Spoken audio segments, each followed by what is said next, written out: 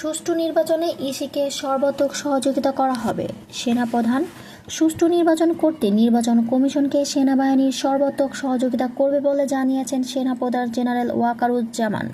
সশস্ত্র বাহিনী দিবস উপলক্ষে রোববার 23 নভেম্বর ঢাকা সেনানিবাসের আর্মি মাল্টিপার্স কমপ্লেক্সে আয়োজিত এক অনুষ্ঠানে সেনাপ্রধান এসব কথা বলেন। তিনি বলেন, দেশের আইনশৃঙ্খলা রক্ষায় সেনাবাহিনী নিয়োজিত রয়েছে। সামনে দেশ একটা নির্বাচনের দিকে যাচ্ছে। সেই নির্বাচনে আমরা যথাযথভাবে সরকারকে সহযোগিতা করব, নির্বাচন কমিশনকে সহযোগিতা করব যেন আমরা সুন্দর একটা নির্বাচন পেতে পারি। সেনাপ্রধান আরও বলেন, মুক্তিযোদ্ধাদের দেখানো পথ অনুযায়ী দেশের স্বার্থে দেশের মানুষের কল্যাণে কাজ করে যাবে বাংলাদেশ সেনাবাহিনী।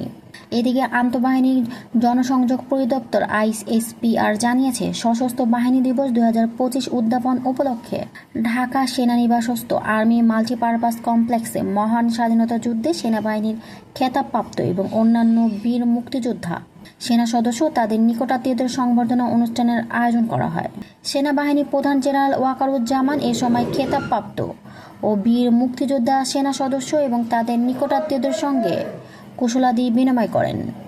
এছাড়া অনুষ্ঠানে সেনাবাহিনীর প্রধান 2024-25 ও 2025-26 অর্থবছরে শান্তিকালীন সময়ে বিভিন্ন বীরত্বপূর্ণ কাজের স্বীকৃতিস্বরূপ 9 জন সেনাবাহিনী পদক এসবিপি, 17 জন অসামান্য সেবা পদক ওএসপি ও 38 জন বিশিষ্ট সেবা পদক বিএসপি প্রাপ্ত সর্বমোট 64 জন সেনা সদস্যকে পদক পরিয়ে দেন।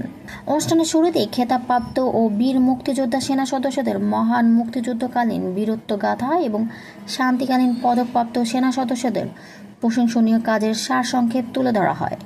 উল্লেখ্য, দেশের স্বাধীনতা সংগ্রামে বীর মুক্তিযোদ্ধা সেনা সদস্যদের অবদানকে চিরস্মরণীয় করে রাখতে প্রতি বছর সেনা সদর এ সংবর্ধনা অনুষ্ঠানের আয়োজন করে থাকে।